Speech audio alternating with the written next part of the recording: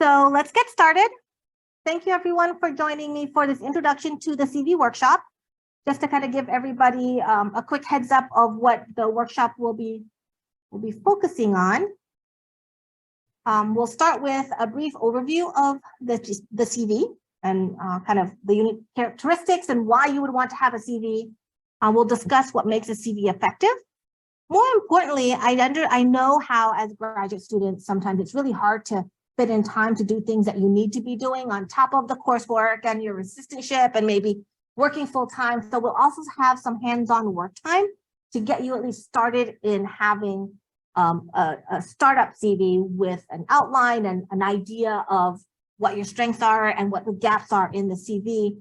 And then we'll conclude with kind of a broader discussion about strategies and action items, what you can do to fill in the CV where there are particularly gaps. So what is a CV? Essentially, it's an overview of your accomplishments, and where you're going to see the CV most commonly used is in academia.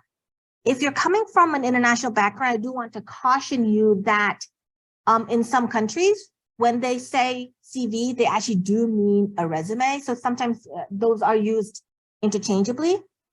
So here in the US, for example, particularly if you're looking for a position in academia as a tenure track faculty member or as a postdoc, and even for some administrative positions in academia and higher ed, you will be asked to provide a CV.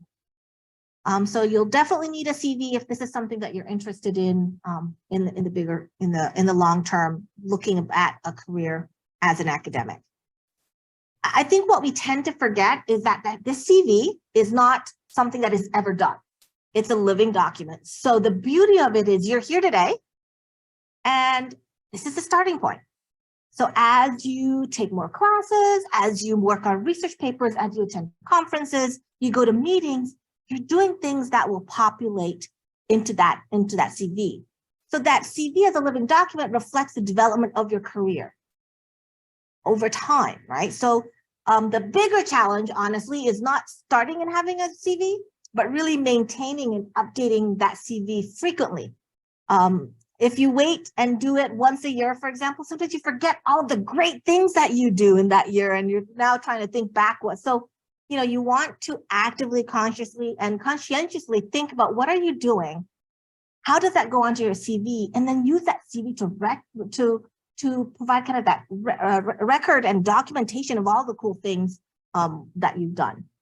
So as you look forward, this workshop is originally tailored more to first year and second year students who need to take the time to sit down and develop that CV. You might say, well, I really don't have a lot, but that's okay, right? The starting point is getting the CV going, and then think about what can you do to populate. So what goes into a CV? There was in the chat, I had posted a link to a file that had the template. I can go ahead and do that again. So just let you look at this slide real quick.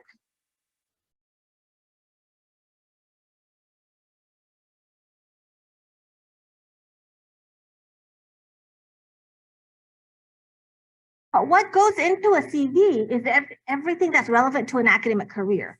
And you might be surprised at what is considered relevant. So think about the basic template that was provided, hard copy here. You can download it via Zoom. You want to put in your contact information. Primarily because the CV is used for academic careers, you want to definitely start with education. You want to list your professional and academic employment. Don't neglect that professional employment. That professional employment is still part of what made you who you are today and will continue to shape you moving forward. How you package it might be very different in a CV than you would package it in a resume, but that professional experience, in addition to your academic employment and your academic experience, is just as important, as valuable. So think about what are the related experiences you might have. Think about your research experience and your interests. You're adding your teaching experience, your interests. Are there specialized skills, especially if you think about careers in the academy? Do you know GIS or spatial analysis? Have you undertaken specific types or specialized methodological training? Do you know how to program in specific languages? Can you speak a foreign language? These should all go into your CV, and how they become more or less important depends on obviously your discipline. You're here today, you're in a career pathways workshop. So you also want to think about what professional development activities have you undertaken that can be put into your CV. Think about how you can strategically undertake activities like coming to this workshop and how that fills out your CV in terms of showing a commitment to continuous learning, commitment to exploring career opportunities, or a variety of other types of professional development activities. Put on your CV your honors and awards, whether they're university specific or they might be out in the community, but these again reflect who you are. And then professional service and membership. Don't overlook the work that you're doing in the community, the work that you're doing for a journal, for a professional association. All of those should be part and parcel of that CV. So I'm going to stop real quickly because we're going to then transition into kind of what is an effective CV and what to think about in packaging that CV. So are there any questions or requests for clarification? I have one question. When you mentioned different professional service organizations and membership, do you just state it or do you need a brief synopsis of what's done? So that honestly depends on your discipline, and it depends on how familiar people would be with that particular professional association. My field is very interdisciplinary, so I tend to provide a lot of detail about the professional association because it might not be something that colleagues in my department or people who might be hiring for my specific types of position would necessarily understand. So I think if it's an association that you say and everybody knows exactly what it is, then it's fine to just list it and list what you're doing. But otherwise, you might need to provide some additional clarification or a discussion of how it's relevant to what you're doing or your professional skills. Does that answer your question? Yes, it does. And just one follow-up. I know many of the organizations use acronyms. Is it best to use the acronym after you write it out, or what should that look like? Yes, I would use the full name and then the acronym, because even though it might be familiar to you and your discipline, sometimes it is beneficial for some outside readers or somebody who you might sometimes be looking for a position that the members of the search committee might not be as familiar. So it's always beneficial to include the full name of the association and the acronym.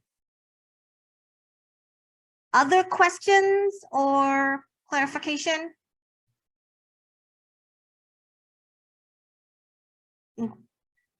Doesn't look like that. Okay, so let's move on to the length, the structure, and formatting. And part of the reason why I have a whole slide on length, structure, and formatting is because as someone who has served on multiple search committees or has worked with my students on developing their CVs, we get so focused on the content and what we're doing and how excited we are about all the cool things that we're doing that we sometimes forget to step back and say, people have to look at these CVs. And if you look for, that is the hard part, right? But if you look at, for example, my CV might be 30 to 40 pages long. And if it's just a jumble of content without, without being organized with headings or with bullets, it becomes a chore for somebody to read. And what you want to do is provide a CV that's well organized, that's easy to read and understand, so that the people who are, for example, looking for a colleague, they go, yes, I can very easily understand who this person is on paper. So that length, the structure, and the formatting of that CV matters. You want to limit your CV to relevant information. So there's no need at this point, even though it is technically supposed to be the history of your life, there's no need, for example, to include information about where you went to high school or citizenship. Those are not necessarily relevant to the career path that you're pursuing with this CV. You want to proofread. Go ahead. So if you have like a lot of employment experience, is it better not to put like necessarily the jobs that you did like when you were in high school or during undergrad? Like say if you worked at Kmart or like Dairy Queen or something, should you put that on your CV, or is it better to leave it off if you have enough other relevance? I think so the question is how much is too much? And if you have stuff that might not be relevant to your discipline or to your field, or something that you did in high school or as an undergrad, should you still include that on your CV? I would approach it 2 ways. One is if it at all is relevant to who you are today, I would list it.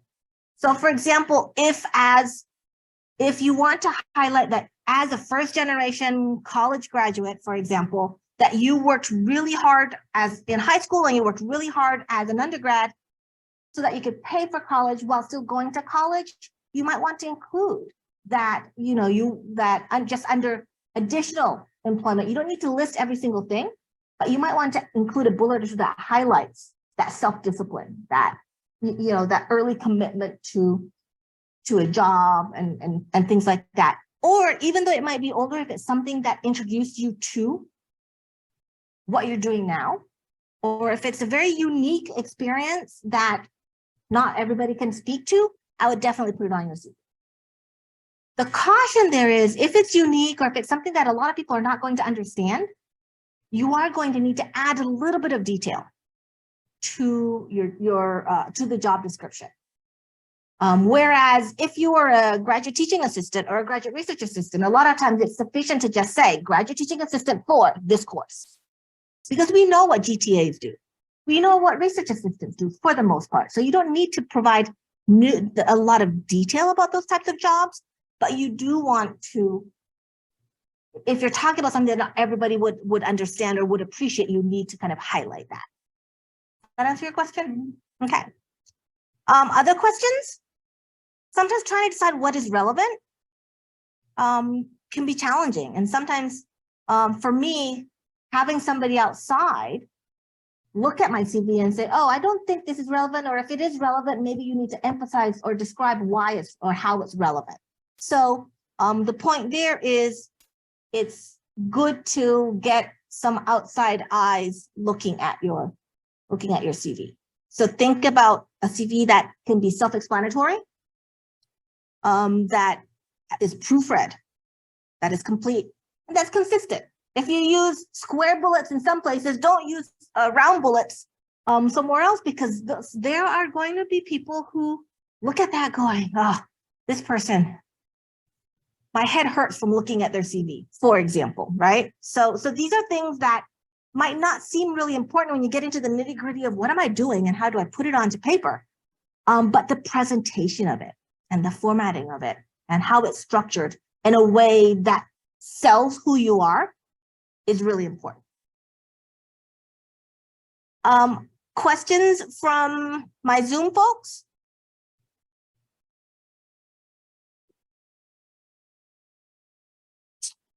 All right, if there are no questions, we're going to go into a little bit more detail. So just thinking so the purpose of this particular slide is to help you think big picture. What are the research, because you're starting out with a CV, you want to think about an inventory and a catalog of what you've already done and what you need to be doing moving forward. So think holistically about research and publication. While we definitely strongly encourage graduate students to write peer-reviewed referee journal articles, we also know that sometimes there are great opportunities to write encyclopedia entries, to write book chapters, to write book reviews, to write maybe articles for trade journals or trade magazine. Not to say that these are not important, but if you've done those, this is the time to think about that inventory and that catalog so you can start populating what you've done and where maybe some of those blanks are, the gaps that are on your CV.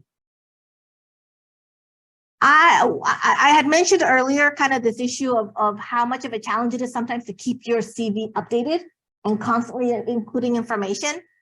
So a lot of people will include their research in progress or manuscripts in preparation on their CV because it helps them keep track. And as those research in progress and manuscripts transition from being in progress to being under review to being published, it's easier to just copy and paste from one section of that CV onto a different part of that CV. So you might also want to think about how can you use it as a way to track the work that you're doing. Where would you put like conferences? Like if you attend a conference? So conferences would be its own separate section. And, but that would still be part of your research. So you might have research and publication, you might have a publication section, then you might have a conference presentation section on your CV. Again, in the spirit of getting you to think bigger picture, honors and awards, what might you want to think about?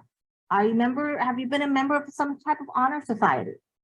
Have you received any type of university fellowships or travel grants or research grants, student awards? These should all be included under the honors and awards category. So what I want to do is give you some time to get started in developing your CV. So this is very much intended to be a feel-good exercise too, because if you came into it not having a CV, you now have something. This is the starting point. But let's talk a little bit about what you already have on that CV. What's there? What are you feeling like are parts of the CV or sections that you fleshed out that look really good? Anybody want to start or offer anything?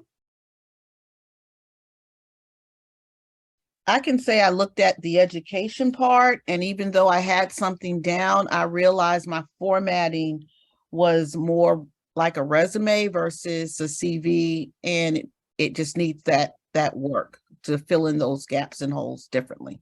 But sometimes you want to know who you've been working with. So it's always important to list your committee members, to list your advisors, to list your dissertation topics. So that type of detail sometimes we overlook in the CV. But more importantly, if you're coming from a professional degree program where you've maybe gotten some certifications or licensure as part of your academic program, you should be including that on your CV. What else? What were other parts of the CV that you fleshed out some more that you feel like this looks good? Anybody else want to share? Yeah, I'd like to share something. This is Eric. Go ahead, Eric. I have a section on my professional experiences, and it's extensive because I did a lot of stuff. You know, I come from a law background, so I did a lot of stuff prior to even entering the PhD program, and I'm wondering, should that be further down in the CV, or it looks like on the template that's closer to the top? I'm wondering, location-wise, where I should be focused on placing that. I think it depends. So you have kind of more law experience, and it looks like you're interested in some law-related research and areas of focus. So I think if it fits into kind of, you know, that higher education law focus that you're interested in pursuing, you could kind of keep it further up under professional academic employment, or put it a little bit later after your research experience and interests to better connect that professional experience with your research. That makes sense. Thank you. Yeah, I think it's very much, you know, so the template is here to get you thinking about what the header should look like. But again, how you connect the different pieces goes back to that formatting and the structure, and how you help your readers understand how all of these different pieces define who you are as, you know, as the owner of the CV. So you wanted to share a little bit? So for me, it was mostly just starting to get like the creation down. But I was trying not to just like go over to my resume and copy it. So I think the hardest thing is like right now I'm not really trying to make it look pretty. I just want to get things down. Mm-hmm. But it's just trying to think of like what to include and what not to include. So I always tend to suggest including more. And then as you flesh out your CV and you find out you have even more relevant stuff, to add that and take things off later. Anybody else from our Zoom friends want to share?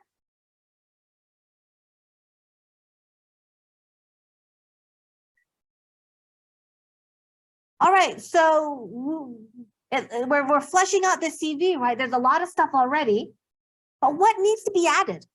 What's missing, or what do you need to be focusing more on? Or do you need to maybe think about what it is that you've already done that could fit under those headings? Anybody want to share what you think needs to be added or might be missing? I'm not sure, but could you explain technical reports? Like, I know everyone does education and journal articles and publications, but what is the difference, and why would that, why would some things be separated and only have like one thing that was done? So I write a lot of technical reports, primarily because I do a lot of funded grants. So I might write a report for example, the Virginia Department of Transportation that is very specific to the grant, where they might be asking me to analyze surface transportation, the surface quality of their roads and funding. It might not be something that would be of interest to as a journal article, but is a formal written product that comes out of the work that I do. And that I then get submitted to the funding agency, and then they might include it in their own library. But it's a formal report that is submitted to an organization or to a funder. And so you put the work into it, right? For me, the bottom line is, if it's something that you put a lot of work and time and effort into it, it should show up on your CV. We don't put a lot of emphasis on technical reports because it's not peer reviewed, for example, and it's very purposeful and very kind of targeted to a specific audience. But again, if I'm getting paid to do it and I've put a lot of time and effort into it, and somebody might read it later down the road, I would put it on my CV. Joe, I'm not sure that answered your question about what exactly a technical report is. It kind of varies by the work that people do. No, it does. It does answer, because when you look at reports or white papers and things like that, it's just like I wasn't sure how that would fit in, because it's not a research paper peer reviewed, but it's still work that was used in your particular field. Very much. And that's, I think, is a really important consideration, is it's work that could be useful, that other people could value, even though it's not a peer-reviewed journal article. So on my CV, I have an other publications category where some white papers might go there, technical reports might go there. I do training manuals. Training manuals would go under there. They're not peer-reviewed, but again, there's utility to them, and I'm proud of this work. So I have a section called other publications where it's exclusively things that are not peer-reviewed journals, but that are still work products that I think are important to highlight. And I think the other part to remember is different disciplines value these other types of publications in different ways. So it might be that, yes, the currency is for empirical journal, or not for peer-reviewed journal articles, but other disciplines, especially where there might be a lot of professional training that goes on, those training manuals, professional reports for society, for accreditation, those are things that could also be important and be valued.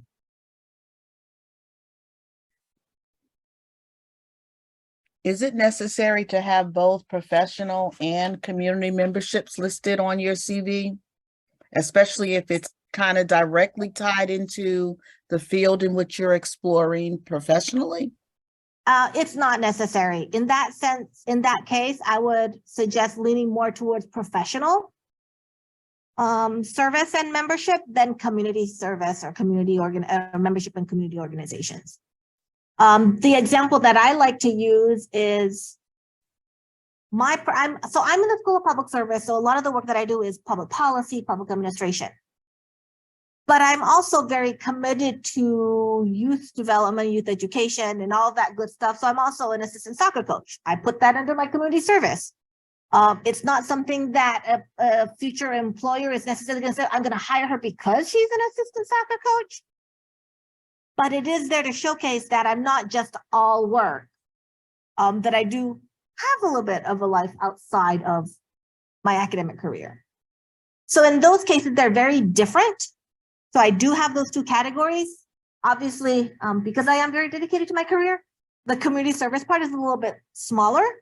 But for some disciplines, those, and for some people, those can be very different, but you don't have to have both.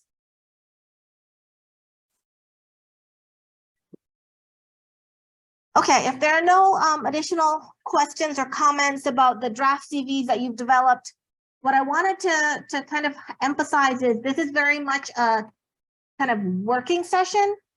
So you already have a draft CV. Now what I want you to think about is developing a plan for filling in the holes in your CV. I haven't heard people here talking about, I have a ton of conferences that I've gone to, I have some publications, I've done this professional development. So I want you to think about that CV that you already developed and where are the holes and what are the gaps? And what I want you to think about is, I want you to think about using this CV that you have now as a developmental CV. And I want you to use it as a starting point for your X year plan, however many years. You know, I know people who think long-term, but for me, long-term is 3 years. So you might want to use your development CV as a starting point for your 3-year plan. Or if you're just starting graduate school and you think you're going to be here for 5 years, for your 5-year plan. So you've already included all of the relevant headings in your CV. Now I want you to think about the blank sections and think of those as placeholders. What are the gaps? And what activities do you want to undertake to fill those gaps? One on the website for this session, there's a link to my developmental CV, which is a sample, and I'll pull it up in a little bit. But I want to just kind of give you a little bit of background. So this is the developmental CV from way back when I was in grad school. And I'm just starting out at this point. There are some sections that are blank or have just a little bit of things.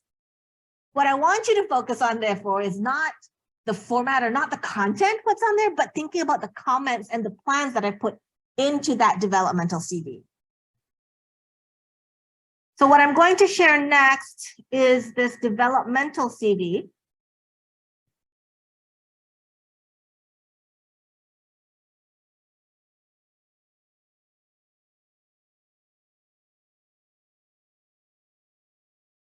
So you can all see this developmental CV. I don't know why my comments are not showing.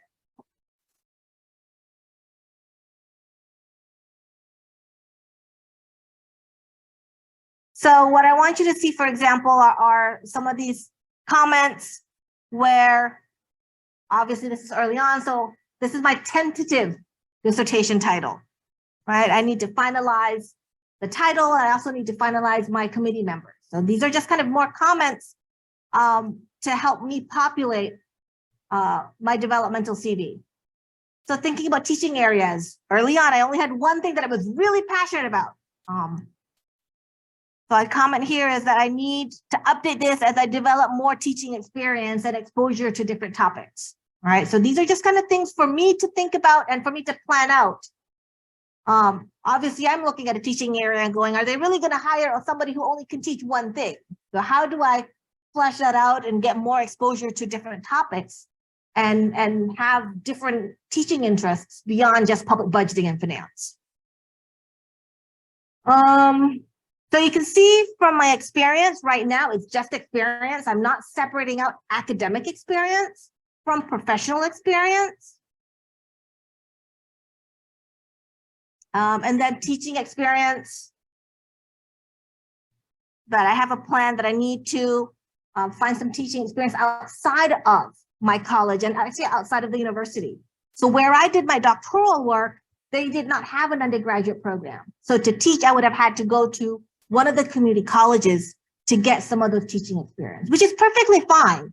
But it required additional thought about how I would get that additional teaching experience.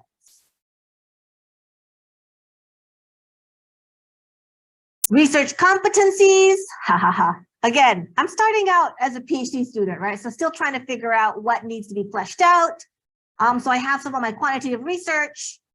You know, at this is the point where I'm identifying maybe I need to take some classes on cost benefit analysis or taking some additional statistics or other types of research methods courses to flesh out this research competencies component of my CV as well.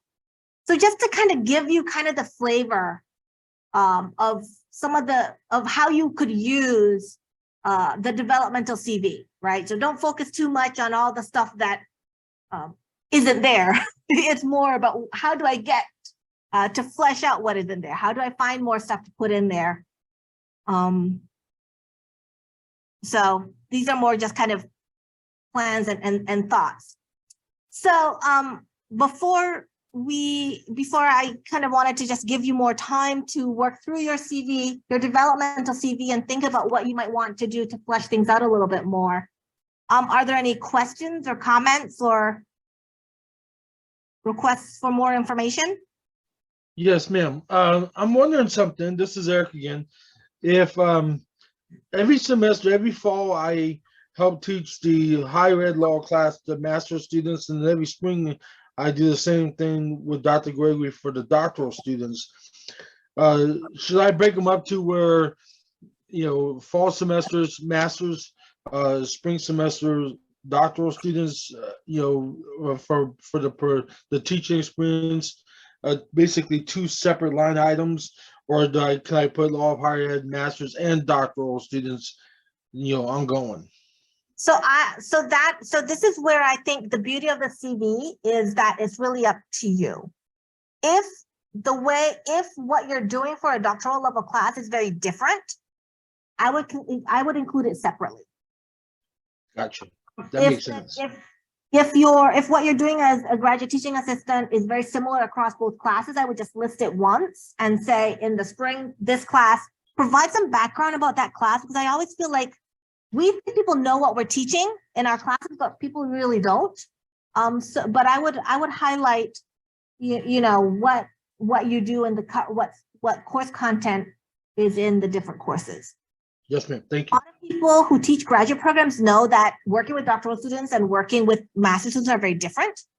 So you could also tease them out as two separate things to highlight that you've done teaching at both levels. Sure. Thank you. Other questions? I have a question. Go ahead. So to include a dissertation or a thesis, does it have to be defended, or if I've just proposed it and I haven't yet defended it, can I include that? I would always suggest including it because one, it shows that you're planning ahead and that you know what you're interested in doing. And two, people who are in academia, and that's really the audience for these CVs, we know that until you defend, things are still kind of tentative. So you could put the title and just put in parentheses proposed. Okay. But I think I like to see on a CV where a student says, you know, this is my broad area of interest, but this is the question or the title, proposed topic or theme of a dissertation that I'm interested in. Because it gives me a better understanding of who you are in terms of that dissertation or thesis research. Okay, thank you. So I do have another one, because I noticed when I was creating my CV, the formatting seems off with the expected date of defending, because it's in, you know, educational foundations and leadership, and it's kind of long, so it throws everything off. Is that frowned upon, or like how would I kind of make that a little more concise? I don't know necessarily that there's a specific way to format it that everybody expects. I think you can tailor it to what would be most appropriate for how people in your discipline and your field do it. So it might not be a bad idea. I'm a big believer in copying. Maybe look at some of the CVs of your faculty in your department, in your program, and see how they provide that information on their CVs. Yep, thank you. That's a great idea. Thank you. What I would like to do is give you some time to work through the template that you have and just come up with some ideas. What are you going to do between now and graduation?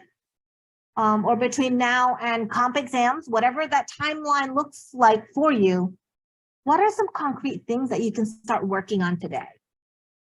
Or that you can start planning for? That I really want you to use this, not just a, yay, I have a CV, but I want it to also be, okay, I have a CV and I have a plan. I think that plan is really important, and that plan is what's going to give you that boost of confidence moving forward.